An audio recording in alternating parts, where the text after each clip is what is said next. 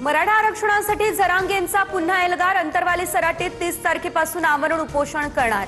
1994च्या धर्तीवरच सातारा, कोल्हापूर, पुणे संस्थांचा GR काढा. जरांगे हे आपल्या मागणीवर ठाम.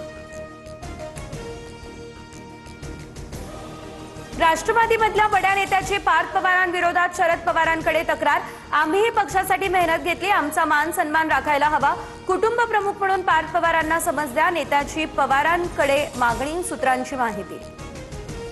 पार्थ पवार राष्ट्रवादीचे सर्वेसर्वा झाले तसं त्यांना वाटतंय. शरद पवारांकडे तक्रार जरी झाली असली तरी पार्थ पवार ऐकणार नाही. अंजली दमानिया यांची टीका.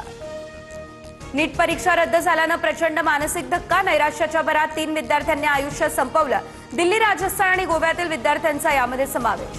नीट परीक्षा पेपरफुटी प्रकरणी आणखी एकाला अटक. बायोलॉजी प्राध्यापिका मनीषा मंधारे ताब्यात. प्रकरणाचा मुख्य सूत्रधार PV कुलकर्णीला काल लातूरमधून ठोकल्या बेड्या.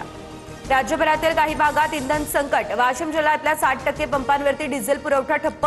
बुलडाण्यामध्ये 166हून अधिक पंपांवरती पेट्रोल डिझेल नाही. रत्नागिरीमध्ये सलग दुसऱ्या दिवशी CNG तुटवडा. वाहनांची मोठी रीक.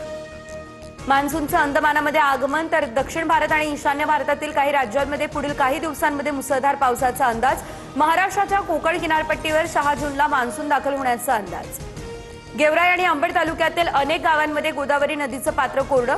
पिण्याच्या आणि जनावरांच्या पाण्याचा प्रश्न गंभीर झाला. वारंवार मागणीनंतर प्रशासनाकडून नदीत पाणी सोडलं जात नसल्यानं नागरिकांचा संताप.